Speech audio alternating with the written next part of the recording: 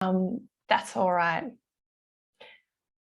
So welcome everyone to this University Student Engagement event as part of the EWB Challenge Series. It's called Designing for Yirrganydji Country, and it's all about hearing from your stakeholders at Dawul Wuru Aboriginal Corporation to give you a bit more of an understanding of what are they looking for in your designs and how can you make it appropriate for this context and for Yirrganydji Country. So I'd like to acknowledge that I'm joining in from Dawul and Yirrgay Country and acknowledge that this land was never ceded and all across Australia as well. And I'd like to also particularly acknowledge the Yirrganydji traditional owners of the area between Cairns and Port Douglas, of which Dawul Wuru is a part of, and they continue to care for that country and have done for a long, long time through their ancestors as well for thousands of years. So I'd like to pay my respects to elders past and present and acknowledge their ongoing connection culturally and spiritually and as protectors of the lands that we all enjoy every day and wherever you might be joining in from as well. So feel free to post in the chat if you know the name of the traditional lands or the country that you're joining in from. Please share there. We'd love to hear where you're joining in from. So we will have Brian Singleton and Gavin Singleton joining us shortly from Dawul Wuru Aboriginal Corporation. And I'd like to also mention that we have a recording from a previous event that we've done with Brian Singleton before in December last year at our showcase. So that was called Yarn with Dawul Wuru. So this event sort of builds off that. And so there's a few other questions that we asked them and we had a conversation then that, yeah, I'd suggest you to go back and listen to if you haven't already. All right, so how will this event run? So today we will actually be having, first of all, about a 10-minute presentation from our intensive training specialist from Engineers Without Borders, Melinda, and she'll be covering some tips and advice on how you can be thinking about asking good questions of Dawul Wuru, as well as any community partners or stakeholders as technical professionals yourselves in the future. So she'll be giving you some of those tips, and then we'll hear from Dawul Wuru on what are some of their thoughts and reflections and advice to you today if you'd like to ask them some questions. Then we'll move into a guided discussion with myself and Brian and Gavin. And then we'll have a 10 or 15-minute Q&A, hopefully by the end, and wrapping up at 1:15 p.m. Australian Eastern Standard Time. And we will be recording this and sharing it afterwards. So I'd like to hand over briefly to Rachel, who's our Education Programs Officer, to quickly introduce herself and do some housekeeping for us. How can everyone who's here today be engaged with this event? Great. Over to you, Rachel. Thanks, Grace, and welcome to Brian. I can see you've just joined the call as well. So hello, thanks for coming along today. So just for housekeeping, so I'm on tech today. As you can see, we're running a webinar style meeting this afternoon. So what that means is that you're not actually able to unmic yourself. So if you do have any questions throughout the Q&A that you'd like to ask in the end, please pop them in the chat. I'll be monitoring both of those, and I may get in touch with you to unmute yourself so you can ask your question live. Unfortunately, as mentioned, we've got about 170 people on the call today, so we possibly won't be able to get to all of your questions today, unfortunately. But yeah, please do keep popping them in, and if you do have any questions afterwards, we still have the discussion forum as well. I will hand back to you, Grace. Thank you. All right, let's see who's in the room today. So I'll stop sharing that if I can. Is that still sharing? Oh. Yep, still sharing. Trying to find controls. Perfect. All gone? Okay, great. Thanks, everyone. Let's see who's in the room. So we've got a poll that we've prepared, and recognizing, you can't see everyone, which is a shame today. But thanks for everyone who's posted what country you're joining in from in the chat. But we'll share this poll now for you to tell us who you are. Sort of, are you a student? Are you coming here today as an academic? And what university are you joining from, if you're joining from university? So I'll launch that now. So that should have popped up. Take a moment to fill that out. And if you haven't already, pop in the chat what country or traditional lands you're joining in from today.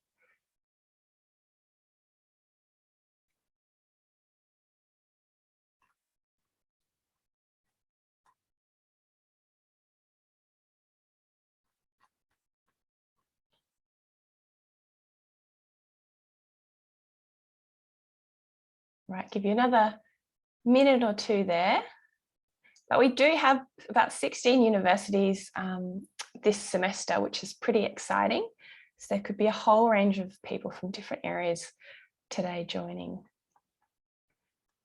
So it looks like I'll share this afterwards, but we've got quite a few people from Monash University. Hello, everyone. RMIT, the University of Technology, Sydney.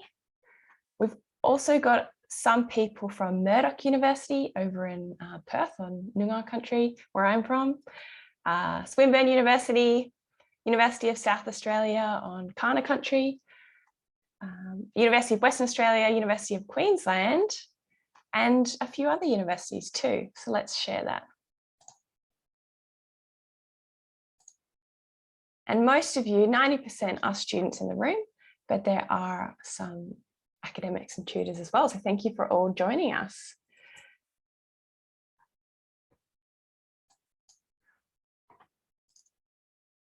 All right, I might pass over now to Melinda, who's going to give us a bit of a presentation. Melinda, welcome.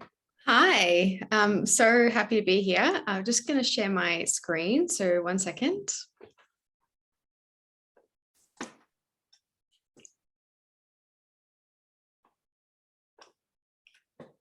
Is that looking all good? Yep, looks good. Beautiful. All right. Well, yeah, so my name's Melinda. I work at EWB in the training space, and I'm on Dawul Country here in this beautiful part of the world between Sydney and Wollongong.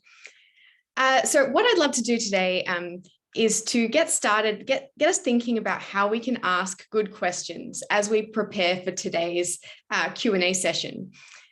These are really important skills. To be able to ask useful, respectful questions is just so important for all of your community engagement, stakeholder engagement, but also for asking questions in team environments and at university. So this is going to be relevant in lots of different ways. So I'll get us started brainstorming about what good and bad questions can be in this context. And then Gavin and Brian are going to hopefully share with us some of their experiences and advice to support us even further. So if we're thinking about putting ourselves in this as community, we're doing community engagement, we're talking to our stakeholders, and we want to find out more about certain contexts or projects or experiences. So put yourself in that mindset. What are some questions? How are you going to go about asking good questions? So I'd like to know, if you pop in the chat, what would make a good or bad question in that context?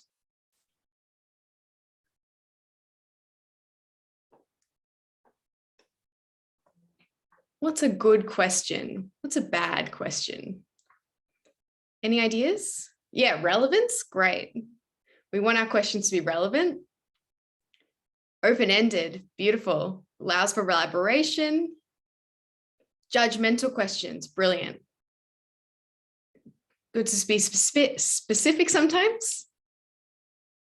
Simple yes or no questions, beautiful. Not leading, brilliant. So sounds like you have all already started thinking about what is a good way to approach asking questions. So I've added a few of those myself on the slide here.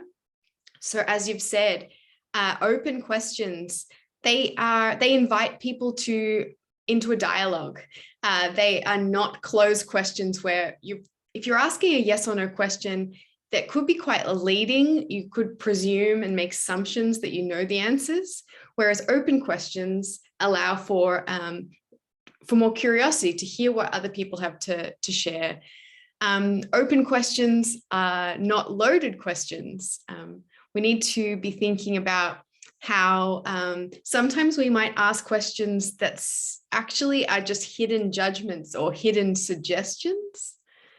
So I've seen people here have spoken about using specific questions or useful or purposeful and relevant questions. So they're also really important to think about. So sometimes people go into stakeholder engagement or community engagement and they ask what are called cow questions. And that comes from a situation in which someone has gone into the field and asked, how many cows are there in this village? And that takes a lot of time for those community members to find the answer to that question. But when they actually came back with the question, it didn't actually help with anything. So that was kind of a waste of time. Apparently, there's been similar questions asked where you might ask midwives how many babies they have helped deliver.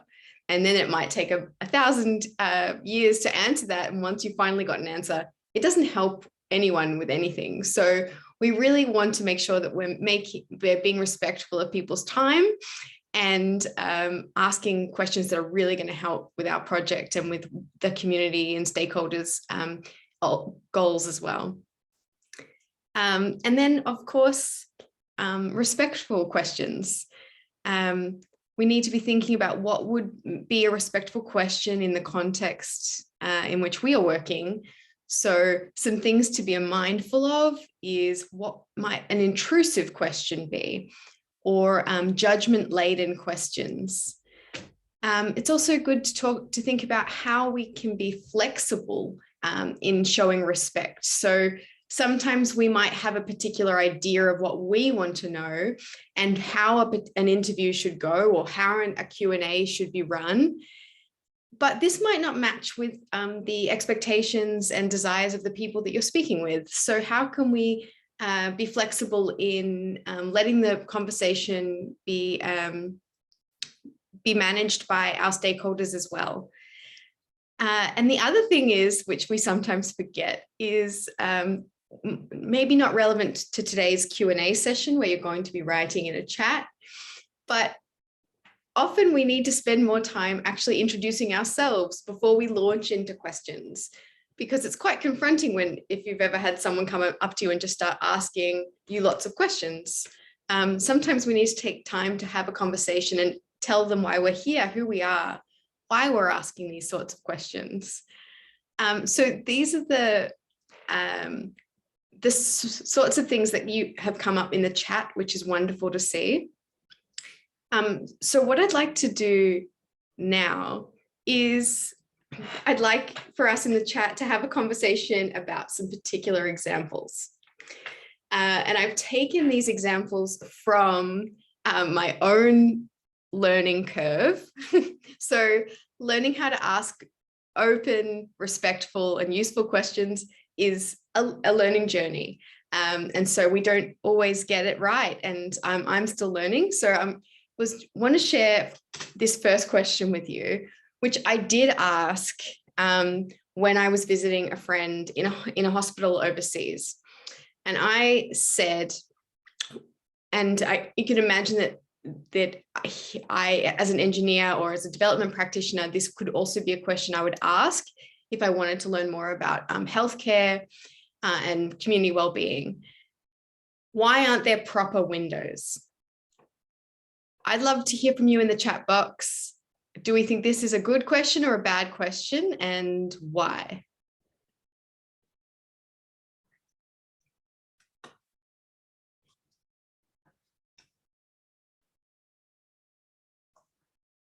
Yep. Passes judgment. Yep. Sounds judgmental, loaded. Yep. Confrontational. Yeah. Yes, beautiful. I like that last one about this idea of a proper window.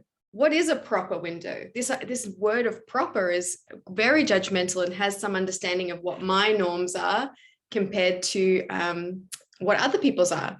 And great. So forcing someone to be defensive. Great. So I definitely had learnt my lesson when I asked that question. What about this one? I can't believe the hospital doesn't provide food. Don't they starve? Good question or bad question?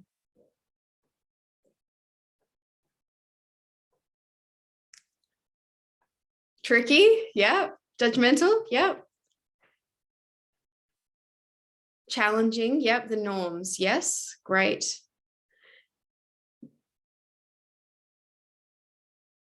Yeah, beautiful.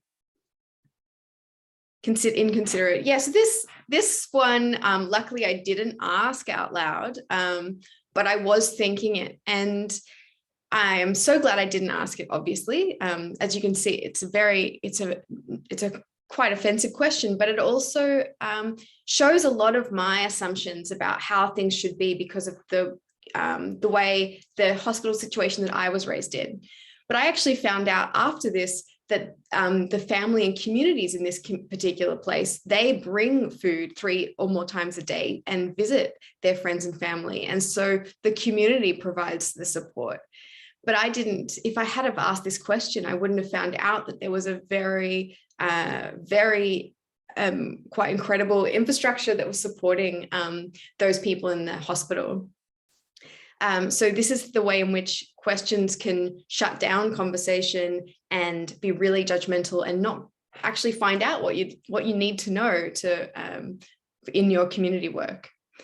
What about, okay, so that was my 2 embarrassing questions. Now these are just some other examples.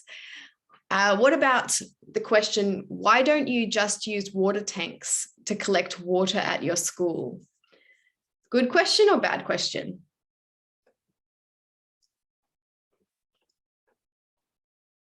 And why?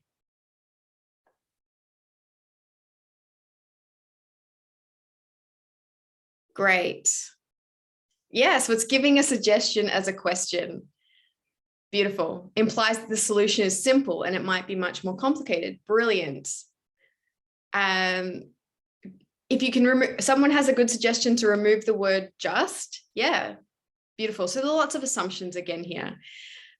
So we need to, when we ask questions that start with why don't you just, sometimes that really is just a suggestion or a judgment in hiding, and it doesn't really open up a space for conversation, but can force people to justify what they're doing and why, and that your way of doing things is better. Yeah, I'm loving the responses in the chat. This is fantastic. All right.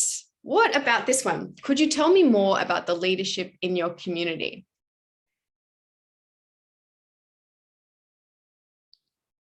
Good, yeah. Rachel, I'm just finishing up now. Yeah. Wonderful. Yes. And then what about this? Could you share some stories about how this project came about?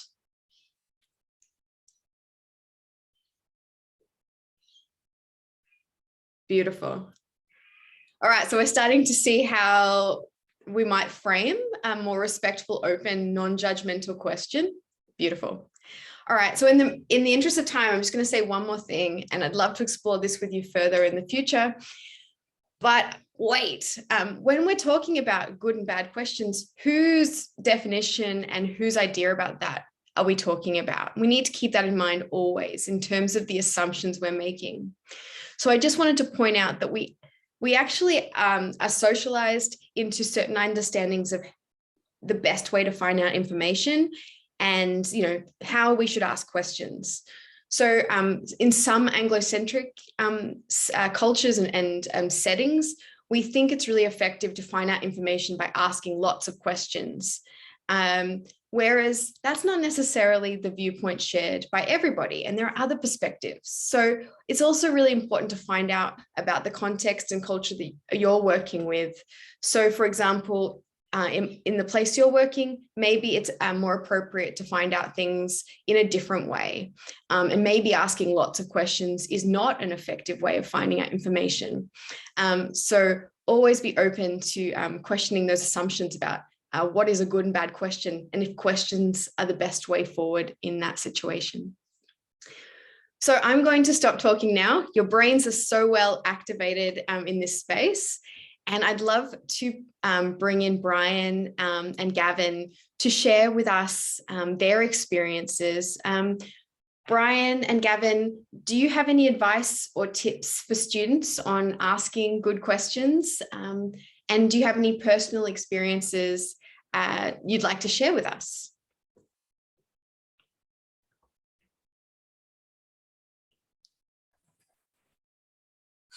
I was going to say good morning, but it's good afternoon now. Good afternoon. My name's Brian Singleton, and I guess in regards to asking questions, it's always good to do a little bit of research first. Just find out who the people you're going to go visit or you're going to talk to. You know, there's a lot of especially in remote areas or communities, and even sometimes with us, to be updated, knowing where you're from, you know, is really important to us. Sometimes we'll ask the people that we're working with or coming to visit us if we can get a little bit of information about them first, so we know where they're from, and we send them a little bit of information so that they know who they're meeting with. And what sort, you know, I think that sort of starts that process of what questions we should be asking, because some of the questions we're going to ask are pretty common, and it's out there. Everybody knows it. It's on the internet, so it's good just to find out some of those things first. Because if you ask me how many people, you know, how many Indigenous people or Aboriginal people live in Cairns, I wouldn't be able to answer that.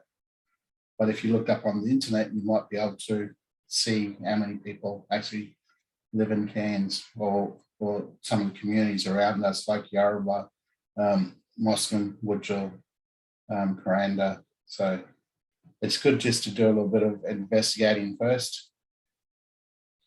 Do you want to add anything to that?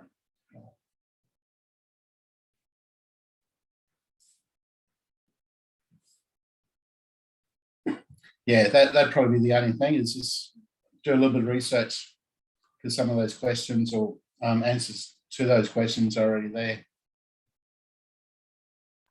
Great. Thank you so much. Very useful. Great. Thanks, Brian and Gavin. It's nice to get your initial thoughts there too, and welcome and good afternoon. Thank you very much, Melinda, for taking us through that little taster of around, you know, being aware of the sort of questions and how we're framing questions in anticipation of the Q&A later today as well.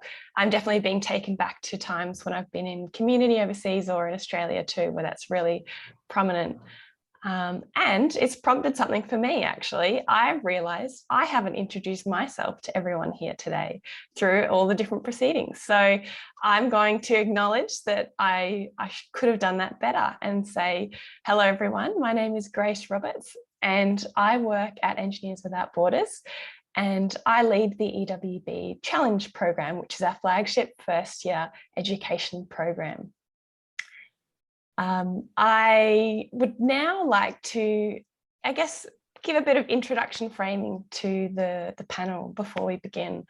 So this year, the EWB Challenge is being delivered through partnership with Dawul Wuru Aboriginal Corporation. And thank you very much, Brian and Gavin, for taking the time today to join us. Dawul Wuru is an Aboriginal traditional owner-owned, managed and governed community organisation that exists to protect, secure, support and promote the rights and interests of local Aboriginal traditional owners and custodians. So the traditional lands of Dawul Wuru are those of the Yirrganydji people, which I was lucky enough to visit, which runs between Cairns and Port Douglas in Far North Queensland in Australia. Yirrganydji Country spans both land and sea and has rich ecological and cultural significance and is home to the Great Barrier Reef and the wet tropics, World Heritage Areas. Knowledge about country was traditionally shared through the Yirrgay language dialect, which only a few people can speak fluently today. So as most people in the room today will know, student projects within the EWB Challenge aim to support Yirrganydji people to sustain well-being, culture and care for their rainforest and coastal land and sea country for the benefit of current and future generations. So we hope this discussion today will help apply some insights that you've learned to the development of your designs.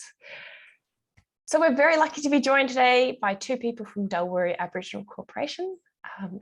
Gavin Singleton, who you'll see on the left of their screen, who's the project manager. Hi, Gavin. And Brian Singleton, who is the senior ranger, and he's on the right of their screen there. Hi, Brian. So I might just kick off, if that's all right. Firstly, with asking Brian and Gavin, whoever would like to go first, could you each take a moment to introduce yourself and tell us about your identity as Yirrganydji bama?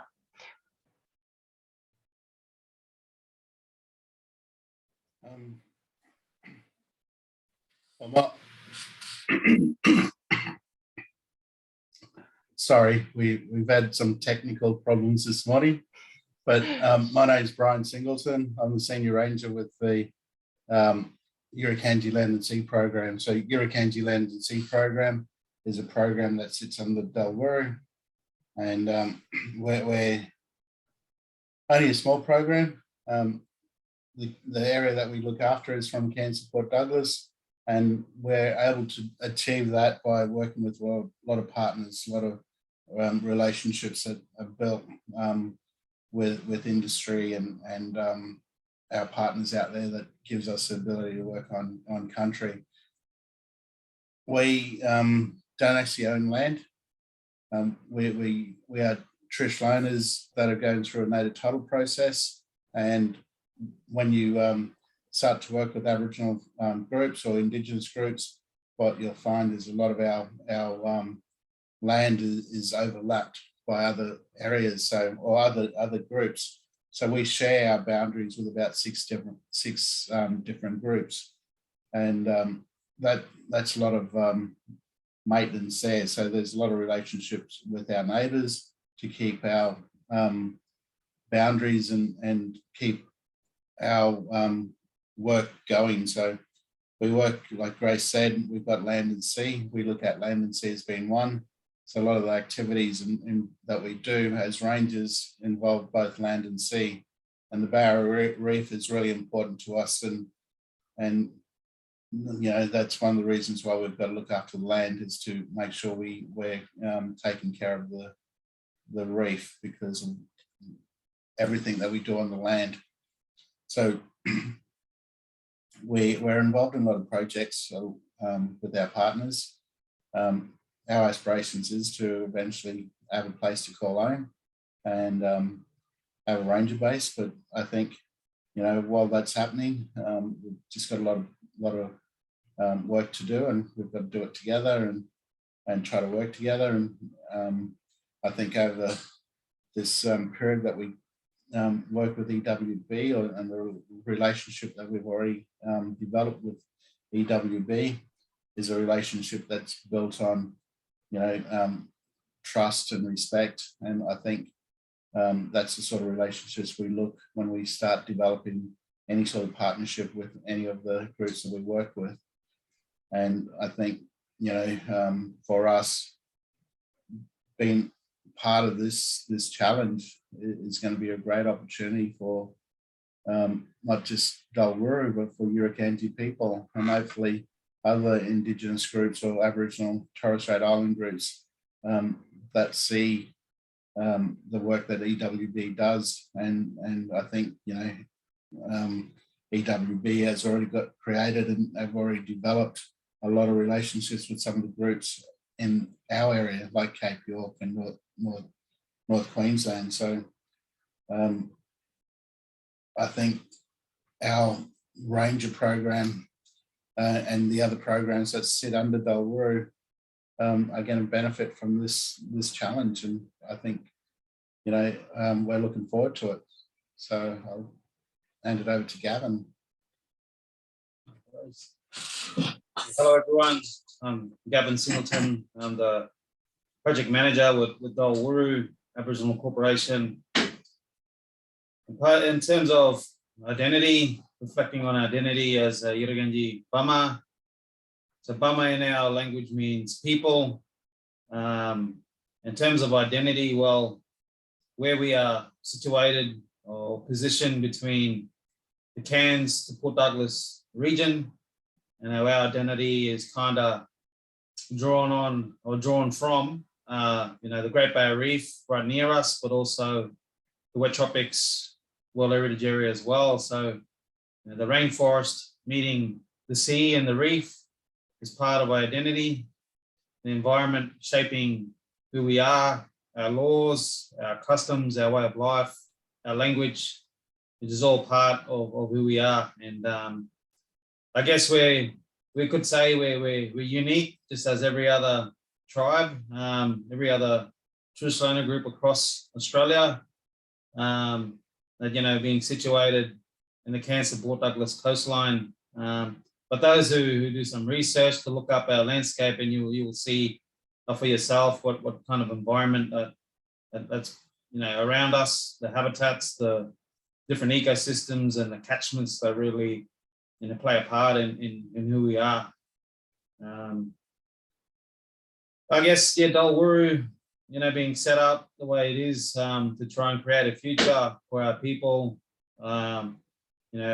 creating that contact point for the broader community, broader society, to engage with us, to work with us, but also to learn from us. And I think that's important. And things that we're trying to achieve is to create a future or empower our generation or next generation of people for the future. Obviously, to look after the environment around us where we live, and creating just the future, whether it's through different avenues, creating social, cultural, economic opportunities, values, benefits for our people. And the way we do that is through partnership and working in collaboration with everyone. And hence, while here today with the EWB Challenge is, how do we work with all our students to help us design something that's going to create something cutting edge on the front, is what we like to see it. So thank you. Thanks, Gavin and Brian. And that's great. You've already touched on sort of what are those unique elements of Yirrgayndji country and culture as well, and why you do what you do. You're jumping ahead to these great questions. Brian, I might go back to you and check if there's anything else you wanted to add there. I guess similar to Gavin around, what makes Yirrgayndji culture unique compared to other Aboriginal groups. And then as a second question, which I could ask you again if you like, but why does Dawul Wuru do what they do? And why is the work at Dawul Wuru important? And what are you trying to achieve now and into the future? Anything else to add there? I guess like Gavin said, we see ourselves as being unique in the sense that, we're rainforest seafaring people. We've got both world heritage on land and sea. It is a special place, and I think Yirrgayndji people should be really proud of where they're from. The rainforest is a very unique place. It's all the different types of trees, but the medicines and all that comes out of it, our stories, the landscape is really important to us. Those stories need to be told and shared, and I think for not generations, but in our generation, some of those stories were lost, and through some of the commitment through some of our younger people have started to bring the stories back, that connects us to country. And I think that's one of the things with all Indigenous groups, is that we feel a strong connection to country. It doesn't matter where we come from or where we go to, we've always connected back to this part of the country. And I think that's something that I guess we find unique, where, as soon as you're old enough to travel, a lot of our young people could head off into the big cities and universities, but they always seem to end up back home because there's that connection. The Barrier Reef is a beautiful place, and it holds some, of our stories and some of our sites. And if you look at the Barrier Reef, a lot of people value the reef for its beauty, and they pay a lot of money to be able to go and visit the reef and go out on big, beautiful boats. I guess, one of the things is we're looking at the whole of the Barrier Reef, what's part of our country. We've got 72 different traditional owners that have got connections to the Barrier Reef, and we're only a small part of that. But our reef is really important to us, and we want to be part of the healing of the reef with the restoration, with Crown of Thorns. And, we're wanting to get involved in these programs, not because we have to, it's because we need to. We need to be part of those programs because we've got a responsibility back to the land and to the sea. And I think that's what makes it unique. It's not a place where, we share this beautiful part of the country with a lot of people that call Cairns home now, and they've got to take on that responsibility too. But I think for us as Yirrgay people, or Yirrgay bama, it's not something that we've got to that we do when we need to. It's something that we have to do, and I think that's why this ranger program is really important, because not all of our people have got the ability or have got the capacity to be out there on the water or land and doing this work. And I think having a ranger program that represents the Yirrgay people, and we're very lucky up here in North Queensland and some of the areas in Cape York where they do have ranger programs out there and doing similar stuff to us. And we're not doing anything unique when we sit down and look at some of the other ranger programs, but it's what's coming from us and the reason we do it that makes it special. And I think a lot of our elders appreciate, and Dawul Wuru itself is a place where the ranger base is a place where our elders can come and sit down and talk about some of the stuff. And one of the things with the Aboriginal people is that we don't just have that one connection. We've got connections to a lot of different areas, but we only speak, and we should only really speak for one area. So we might have families up in Cape York, or our grandmother, or groups come from other places. Doesn't mean that we can go speak for that area. We speak for our grandfather's country, and I think that's what makes this program pretty unique, is that we do talk for this country, and we don't worry about talking for other country, because there's other family and groups that are looking after that country and they can speak for that country. So it's important that we have a voice here, and the ranger program is that voice, and with directions from the elders. So I think that's really important. That's what makes programs like this unique, is that you've got people that have got that connection to country, and they don't have to, they're not trying to find where they fit into it. They already fit into it, into this part of the country.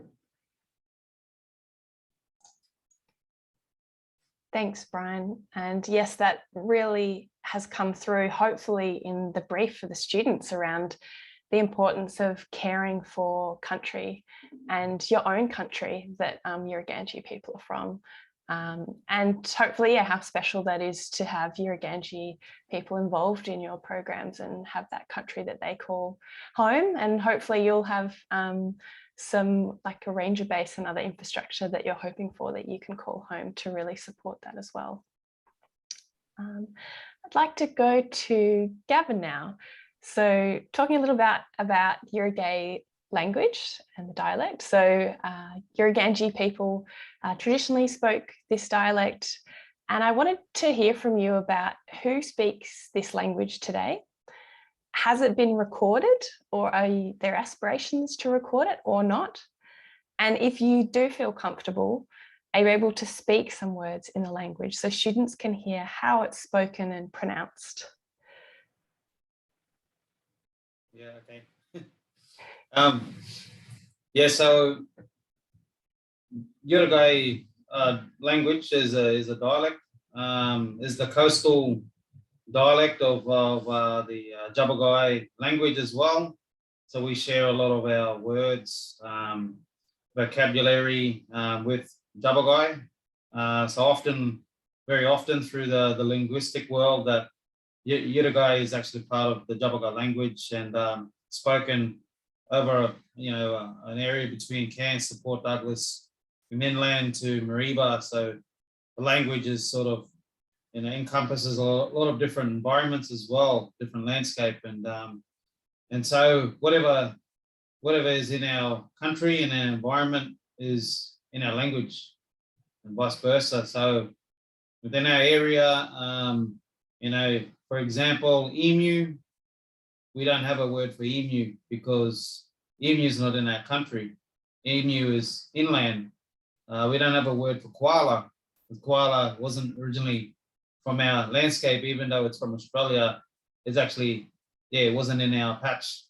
But we'll have words for, animals that are within our area that we come across all the time, like Munba, the platypus, or Bundara, the cassowary, and other animals there, the Ngawayu sea turtle, Duyon, the dugong, so, and then we've got animals within the sea that's part of our language. But inland, I think Yirrgay wouldn't have a word for a lot of our coastal or sea or marine animals and species. So, but because of the relationships and the engagement, and through marriage and ceremony and meeting together, a lot of the language was shared with one another. And through trade, we would trade coastal items to inland and vice versa. So through some of our stories about how we traded the nautilus shell from the sea up into the mountain, and created body ornaments and decorations and necklaces and things like that traded inland, and they'll trade things back down to the coast that were only found up in the rainforest, up in the mountains. So, baskets that are weaved from lawyer cane, and other items as well. So, but language, it comes back to our identity, who we are, but also we believe that the language has a strong spiritual connection as well, that it's attached to our well-being. So, learning language is like a healing to our well-being as well, and not just a form of communication. I think communicating with one another is one thing, but then there's also knowledge that's embedded in our language, which we if we're trying to relearn our language or trying to translate our language back into English, we're finding now that there is a lot more knowledge that's captured in there. And I think that's just like across the world. I think every language has its wisdom, has its own knowledge that's sort of embedded in different words. And when we start to unpack different language, different words, we start to learn, about philosophy, about country, about the environment around us. So that's what's really important. In terms of how many people can speak it, we've gone through a history of where a lot of our people were taken off country or just through time of settlement, and it's only now where some of our elders were fortunate to retain or still know various words, and so we've been able to preserve or revitalize those different words and gradually put something together.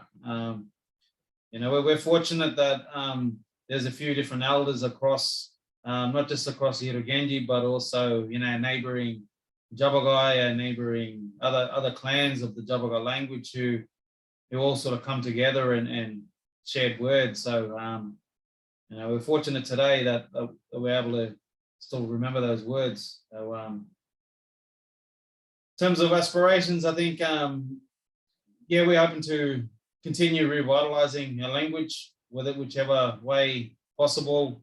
We've ran a few language lessons a couple of years ago and also last year.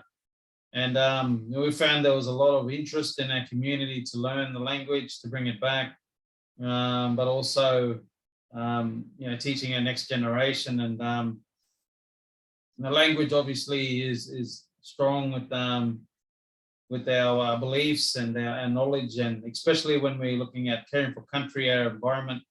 So it's looking at how do we incorporate language in all of our business, our programs, and at the same time, I think healthy people, healthy country. Thanks, Gavin. It's an interesting reflection too, to think about how so much meaning or knowledge can be caught up in different words or phrases that we don't even realise. So it's exciting that I guess there is more exploration there of Yirrgay dialect, and that there's a real interest in the community as well in being a part of that. And hopefully more people relearning it or learning it perhaps for the first time since that's been sort of removed or taken away from Yirrgay people. All right, I might transition a little bit now. So we're going to get a bit more into the meaty pieces of the design areas and some of your tips and advice and things that are important to you for the students to be considering based on their design areas. So first of all, I thought I would do a bit of a refresher of what are some of the design considerations that we already have for students that they're aware of, and that this is on our website as well. So these are things in general for any context that we'd like students to be thinking about with their design process around sustainability. What are the impacts on the environment, through the materials themselves, as well as the end of life cycle of that design. Is there community engagement factored into their plans for implementation and design as well? What's the value and the cost, and the benefits as well, economically speaking? What are the materials choice? Are they sustainable as well? Or are they local, for example? And what's the delivery and ongoing management plan? We also have specific design considerations for the Yirrganyji Country context. And these are things that came out of our scoping process and discussions with you. And that was around that any project should really be thinking about, how does this design help protect country? Is it flexible and transportable, particularly because Dawul Wuru, or I should say Yirrganyji people don't have native title secured yet, and so there's sort of insecure land tenure there? And how does the design factor in the seasonal elements of the Cairns region, for example, the wet season, the dry season, and things like that? So then we have the design areas, which all of the different projects fall within across these 7 areas. So I'd like now, although we have some background context on each of these in our brief that we've sort of learned from you, Brian and Gavin, and your other staff and elders, I'd like very briefly to hear from each of you. We'll alternate. If you could share just one thing about each of these areas, so even just a minute on each. What is one thing that you'd like students to keep in mind who are addressing this particular area when they're designing for Yirrganyji Country. So what's important that they should factor in that's unique to each area, in addition to all of these other general considerations that I mentioned earlier. So we can start with Brian. What's one thing about any of the structures projects that you would like students to take into account? So for example, I know integrating culture and things like that into structures seemed quite important to you, but yeah, is there anything like that that you'd like to share for structures? Yeah, we you know,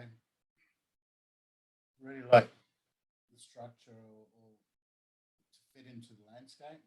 Oh, your voice has gone quite quiet, Brian. Sorry, do you mind speaking closer to the receiver? Thanks. Can you hear that? Yes, that's good for Hello. now. Thank you.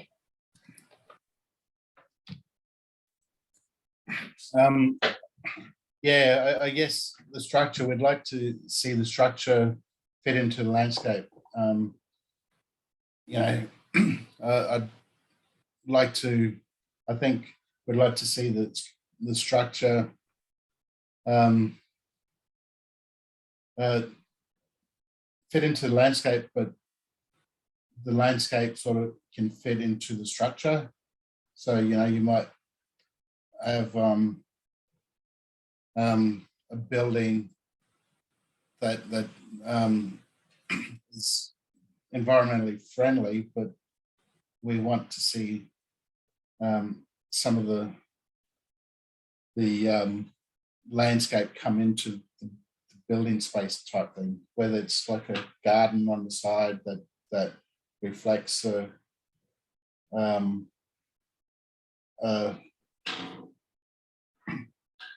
and that, you know, it could be reflect a river or something.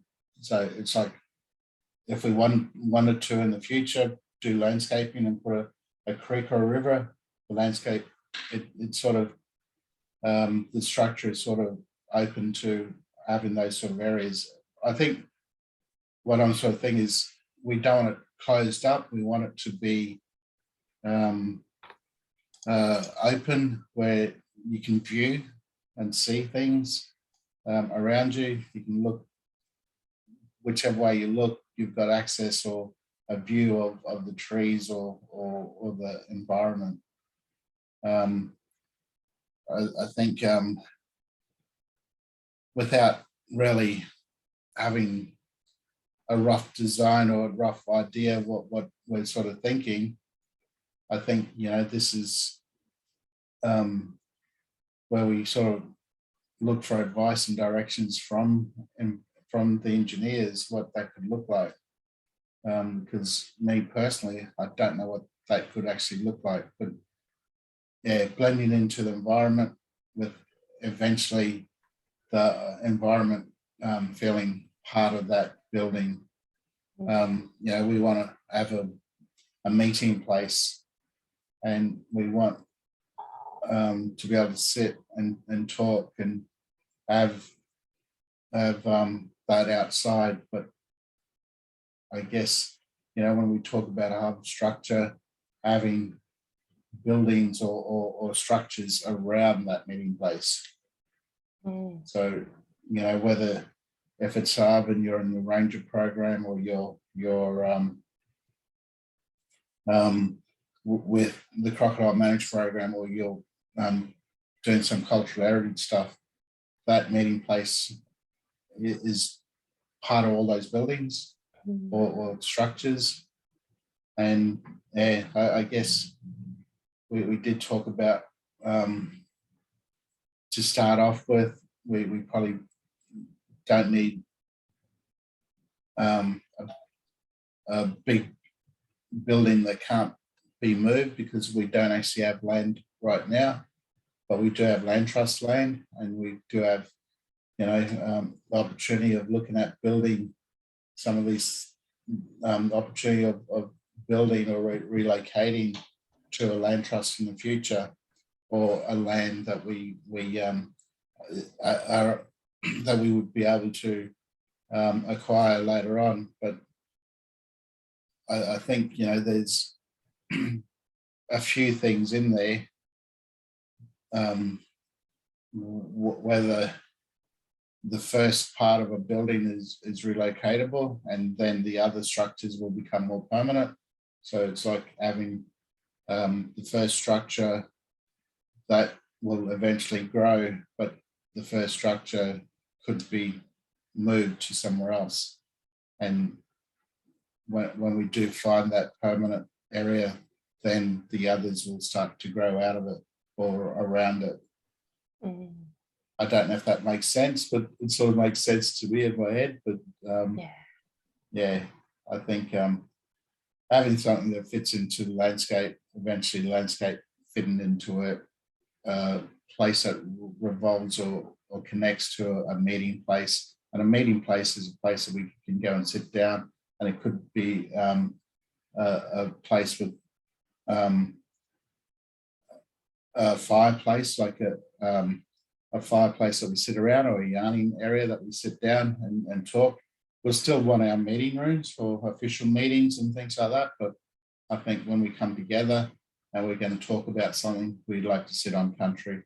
We don't want to sit in a building. We want to sit outside, and we'd like that structure around us. And then when it becomes more official and we invite government people to come and sit down, we want to be able to go into a meeting room that we'll call a meeting room. It could be a conference room, but yeah, that's what I'm sort of thinking. Mm. Thanks, Brian. Yeah, it sounds like it's really about connecting those structures to country, and so that it almost becomes a part of country when you're in those places, meeting places or rooms and things like that. And country is physically but spiritually also there and around you, and for the experience of those visitors as well as those other things you touched on too about having that initial structure perhaps is transportable, and then other elements can be permanently added on once you find a place. Thank you. We'll keep moving along. Gavin, what is one thing about the ICT or information communication technology area that you would like students to keep in mind when designing for Yirrgayndji Country?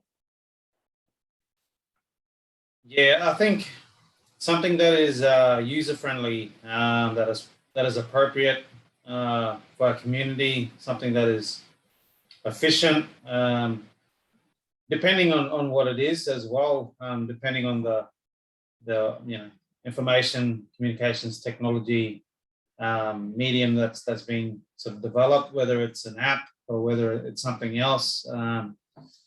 But something that, if in terms of an app or like a database system, something that can be managed and secure. So if it's going to secure and manage different information or cultural information or data from the field that rangers do through monitoring or land management, sea management, how do we create something that's, user-friendly, but not only accessible, but managed and secured properly as well. Yeah, with some apps, whether it's for our junior ranger program in terms of teaching but also for schools through our engagement with schools for tourism, so something that whether it could be used for drawing and graphic design or art, or whether it's music. I think all these things that we can use to educate community or help to teach and our language or culture or something on country. So yeah, that would be something around those lines. Thank you. Yes, lots of thoughts in there, which is great for people to hear, to keep in mind all of that. And that secure element, yeah, is also an important one, isn't it? Especially if there might be sensitive cultural information potentially in there too. Brian, we'll move to you. What's something about the energy design area that you'd like students to keep in mind? I think the best thing for up here is we do want to be off the grid. Oh, sorry, Brian, you've gone quiet again. I was just saying that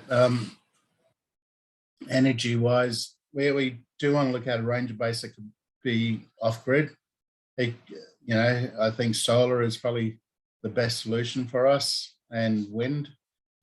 We do, used to get a lot of, we used to get big wet seasons, but we haven't had a big wet season for a long time. So we've seen some of the programs up in Cape York with their solar, and they seem to work pretty good even during the wet season. But if we could possibly still be hooked into the grid, and we could put energy back into the grid, that would be good. But I think having something that we could work, having a base and we can expand and grow if we've got the area to put solar, would be really useful for our program. But we still need to have that backup of either a grid or a generator, an efficient generator. But for those days where you have issues or it plays up a bit. But I think whether it's having having solar that could run all the buildings, and I understand that up here air cons are going to be a bit difficult, so it's looking at as part of the infrastructure, how much do we really need air cons? I think some of the buildings might need air cons, but I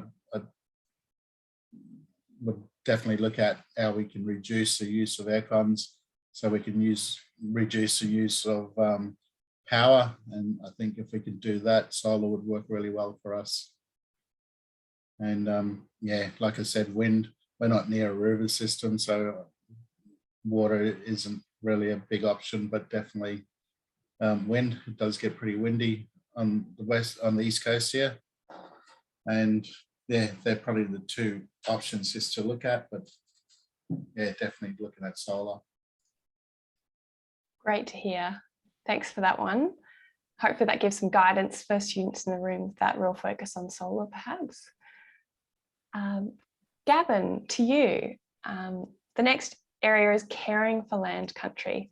What's something you'd like students to keep in mind, or that's important in this area of projects? Yeah, I think, our program is involved in a lot of different sort of land management activities. So, in terms of consideration or some options for design is, where we are involved in pest management activities. So, around weed control, pest animal control. So if they're designs around sustainable ways on weed management, pest control, but pest animal control out in the environment. So that's pest, invasive species, tree planting. So we do a lot of tree planting activities, whether it's native trees on the beaches or wetlands, or even the mangroves themselves. So any designs or ways we can improve our practice around some innovative methods around tree planting, pest management, also fire. So we do a bit of monitoring of a fire. So before a burn, we might monitor for fuel loads and the whether an area is going to be impacted by fire, but also after a burn, some monitoring post burns, and also when we're conducting a fire management, PPE, so clothing and things like that, but also carbon. So any designs around carbon, measuring carbon within the mangrove environment, or whether it's measuring carbon from a burn as well. So burning country for fire, for carbon. Water quality monitoring. So we do a bit of monitoring of waterways. So designs around how we could do that better. Now, at the moment, we do have an underwater drone. We do have an aerial drone. So, what are ways that we can, survey and look at the waterways and from a innovative perspective. Erosion, how do we control erosion along our creeks and riverbeds, which through erosion and sediment going out onto the reef. So how do we prevent that from happening? Are there ways that we could do that better? And archaeology, so protecting some of our important places or cultural sites, whether that be from sea level rise or flooding on beaches, or whether it's from any kind of impact. How do we looking for any designs around that as well and ideas. Yep. Thanks, Gavin. Great, lots there again. We will keep going through the last 3 design areas, and then we'll move to Q&A. So everyone in the audience can start to have a think as we're going now, and as we're wrapping this up, what are some questions that you might want to ask and how might you frame them? And you can put that in the Q&A box or in the chat, and Rachel will keep an eye on those. We might be going over time with how we're going, and I'd really love to continue and finish going through these areas. So I'll just check in with our stakeholders if that's okay with them. So Gavin and Brian, would you mind if we went a bit over time, potentially till 1:30? I'm okay for 1:30, yeah. Okay, great. Even if it's just one of you. Awesome. Thank you very much. All right, so that's a heads up to everyone too. We might go a bit over time with just the questions. Have a think about those.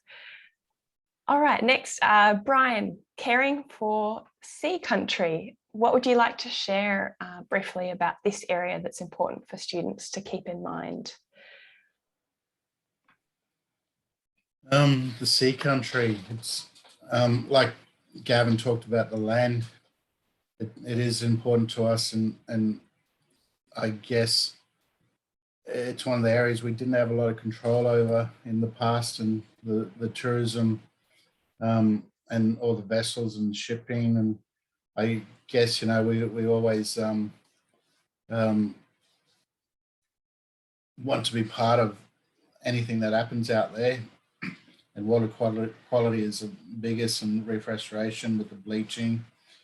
And I guess looking at how do we not just be part of it, but how do we take a lead in some of those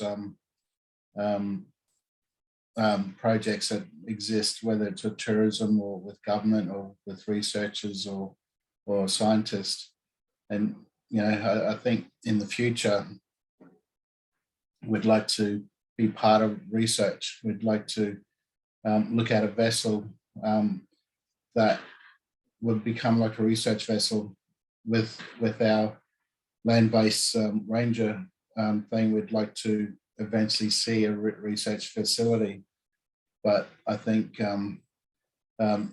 we want to encourage researchers and scientists and other government departments to work with us, because we want people to know that traditional owners are here. I think what we've seen in the past is and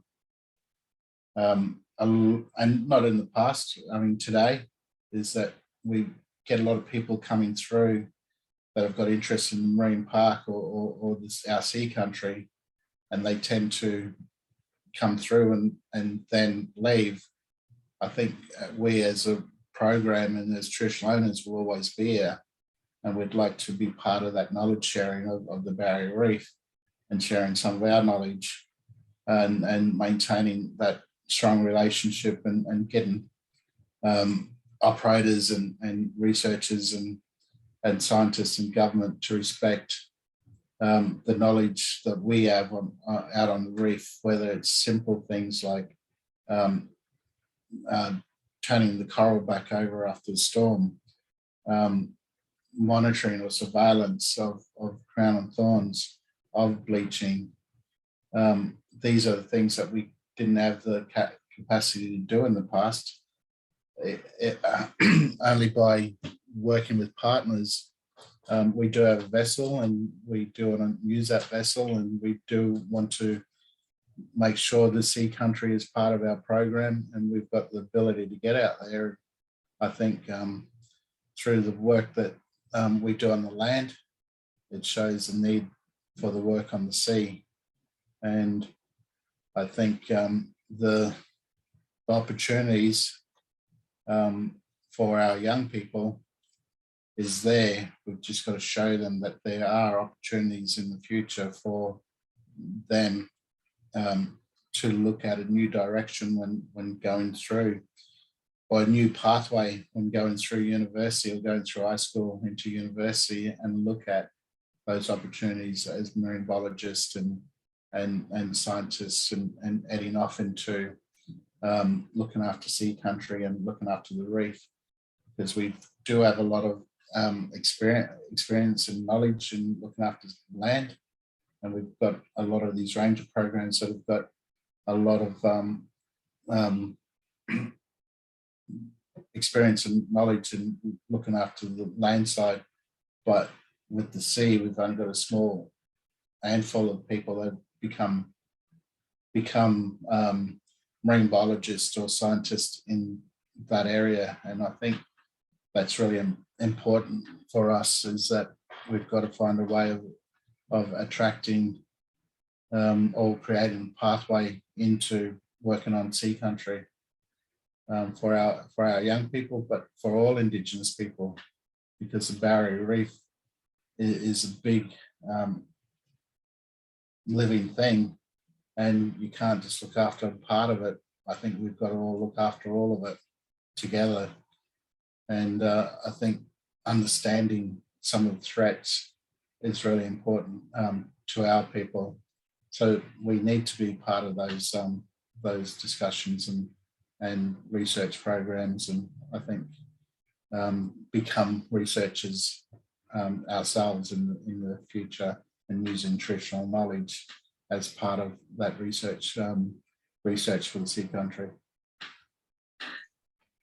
Thanks, Brian. Yeah, I know there's a few projects in the Caring for Sea Country area around tanks, for example, and being able to, enable you to conduct some of that research, and whether it's coral monitoring or, dugong rehabilitation, or at least transporting to support those practices would be really wonderful, and to, as you say, provide that pathway as well for Yirrgandji people, but perhaps other Indigenous people as well, to pursue pathways in marine biology and things like that. And I know pathways into STEM and things is something that EWB is really passionate about as well. So hopefully that's something that students can keep in mind who are on those projects. Gavin, over to you on water management. What's something or a couple of things you'd like students to keep in mind there?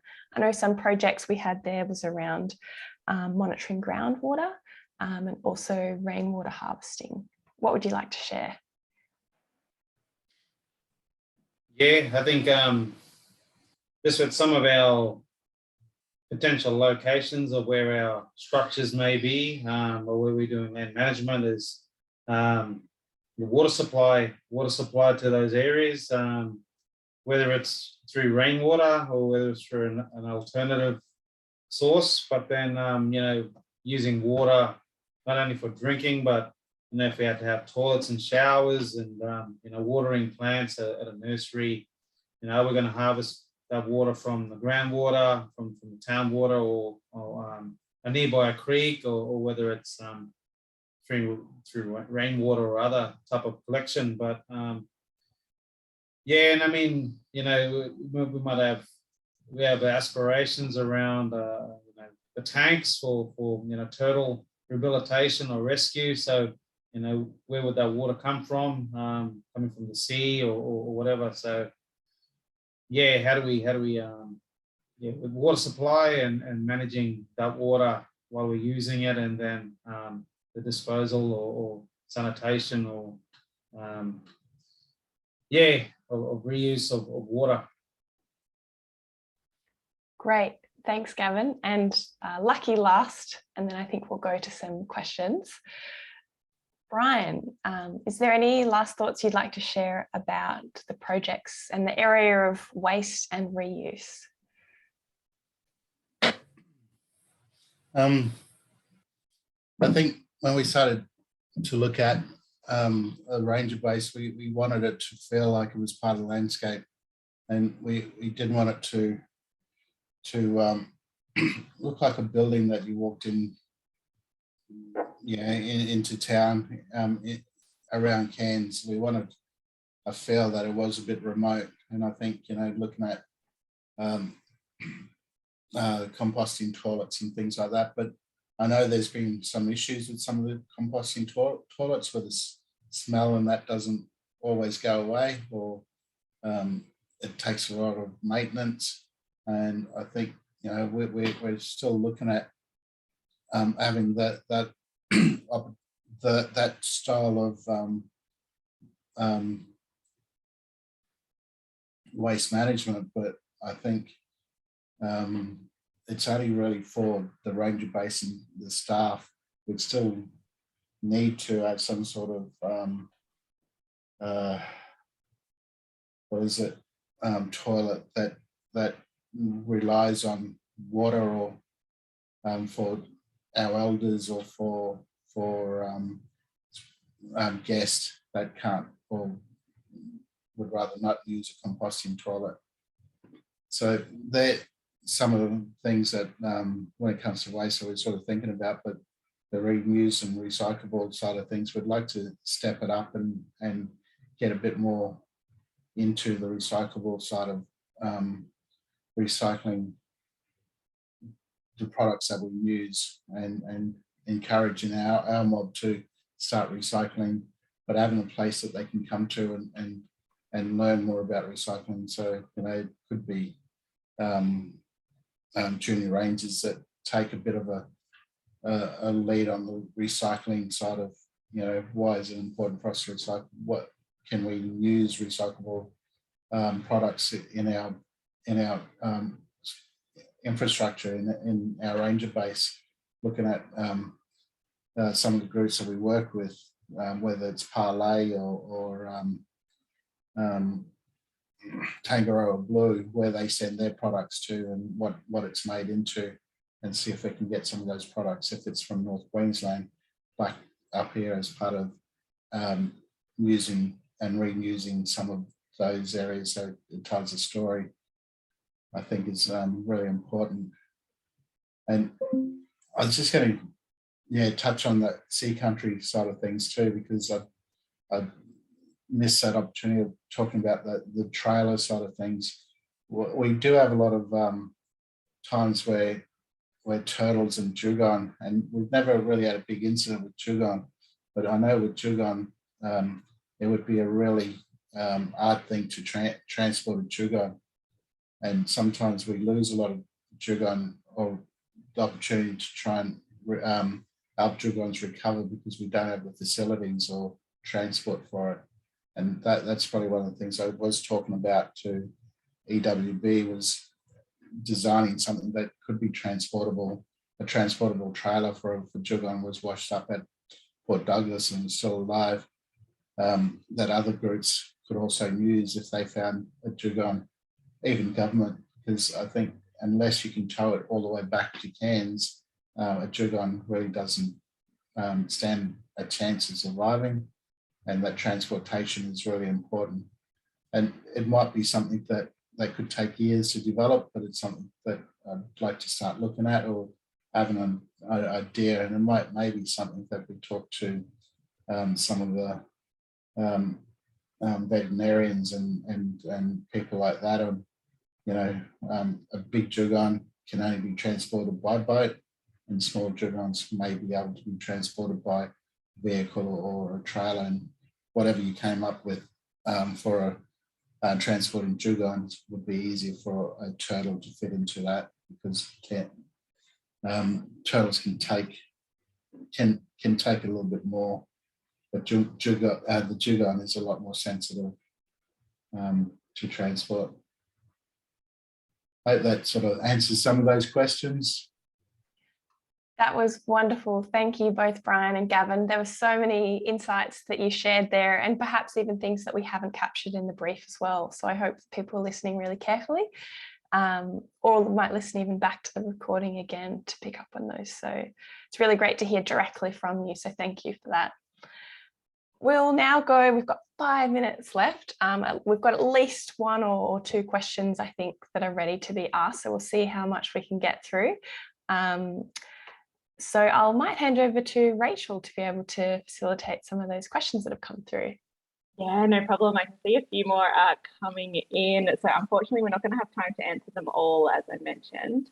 Hold on a second. I'm just going to stop screen sharing. There we go. So one of the questions that I did want to ask to you, Brian and Gavin, which was something which Grace touched on earlier, which was, what is your opinion on your feelings about people using Yirrganyji cultural designs in their projects and so on their designs? Is that something you would encourage? Is there anything that any advice that you would give if people were trying to incorporate different cultural elements into their designs?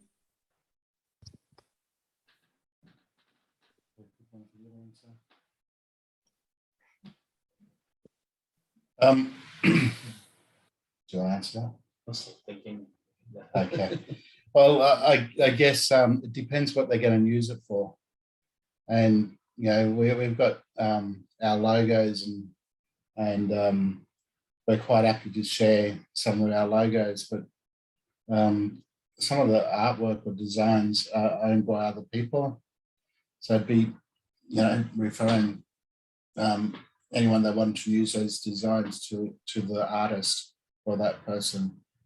You know, I think we do like to share. Our Tumra shirt has got a Aboriginal design on, and you know that's there because we want to promote the Tumra and let people know about the Tumra. And you know, it started off as a shirt just for Yirrganyji people, but now we've got some of the partners and other groups wanting to buy the shirt. So it's an opportunity to promote, but you know, I think it's really important that people understand what that artwork means and why it's there. So I think that for me is really important. But it's nice to share, but we've got to have those protocols in place, and the artist needs to be informed, unless it's something that promotes a program or something. Great. Gavin, did you have anything to add to that? Yeah, no, it's similar along the lines of, you know, the protocols and acknowledgements. I think just as everything in terms of with a reference, when you know, just acknowledging where it comes from, who if it's artwork from someone, yeah, just acknowledging those people, yeah, and I think just really, and just seeking permission from the group depending on the nature of the use of the design. Yeah, I think it's important, but I mean, yeah, it really depends, yeah, on the nature and the purpose of using the design. And I think if it's about appreciating and embracing and sort of celebrating and respecting artwork and design, you know, that's okay. But again, yeah, it really depends on what and where it goes. Great. Thank you both for sharing your insights on that. Just time for one really quick question. I had a question from an anonymous person who is asking about, is there any difficulties with elders connecting to country, and what are the impacts of that? Yeah, well, our country is pretty rugged, it's steep. We're, you know, coastal rainforest people. So a lot of our country is hard to access.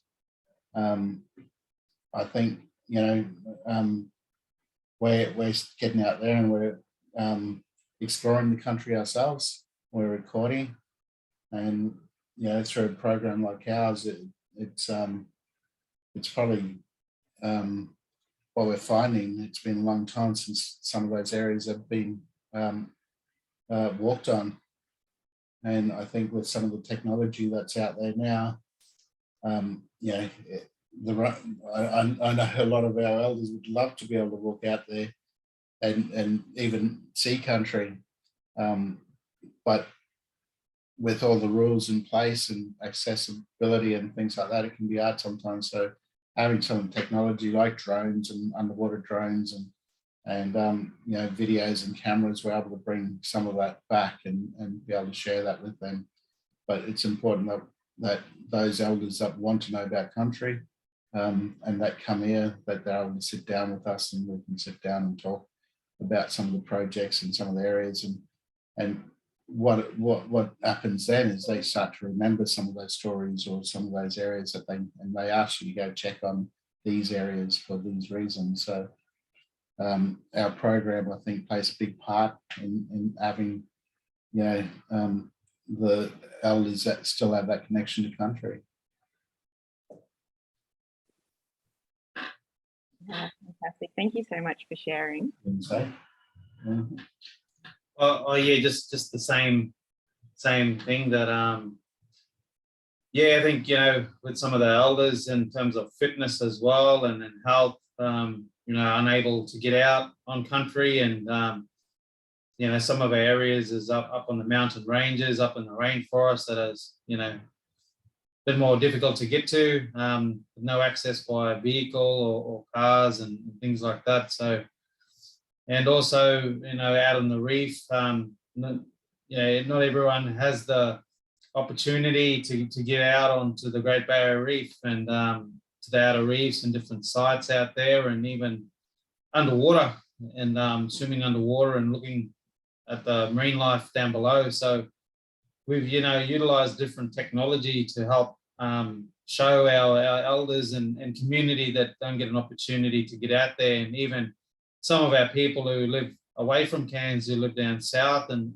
across Australia and across the world, to help them engage and to learn about what's happening on country, and things like 3D printed map of country, those simple things like that, or even underwater drone with a 360 camera to do live feedback to the office for elders to look and to see what's actually happening live, what's happening on country. So little things like that goes a long way in helping people to engage with country, but also to engage with each other. Great, thank you. I just realised we've gone a little bit over time, so I will throw it back to you, Grace, to close out the session. Thank you. Thank you, Rachel. And thank you, Brian and Gavin, for staying on with us as well for the remainder of this session, a bit over time. It's been a real privilege to have you share so much with us and take more time to share with our students, because I know you've already shared so much with us on previous trips up to your country, but it's very special for you to be able to share directly a lot of this with our students and university academics and tutors as well who are joining us today. So thank you very much, and thank you for everyone who's also in the audience today who's managed to stay on this long. I've just dropped in a link to our general FAQs document, which we share just for others who might still have other questions, things like budgeting and things like that. And also a reminder to everyone that we have the discussion forum online. So if you still have questions, thank you, Rachel, for popping that in. You can head over there, and people like myself and Rachel monitor that. And if we have a question that we can't answer, that's when I give someone like Brian a call and I ask for some extra advice there to give you that guidance that you might need. All right, we'll let everyone go. Thank you again, Brian and Gavin, and we'll say goodbye, everyone, and we'll post this recording up online for those of who couldn't make it today. Thanks, everyone. Thank you. Thank you, and we'll see you later. Thank See you. you soon.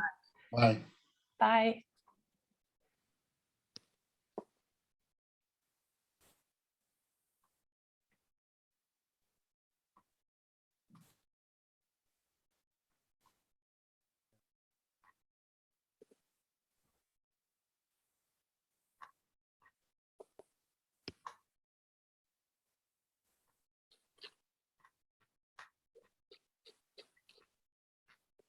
You're welcome, everyone. Thanks for all the lovely feedback that you've popped in the chat as well. That's really great.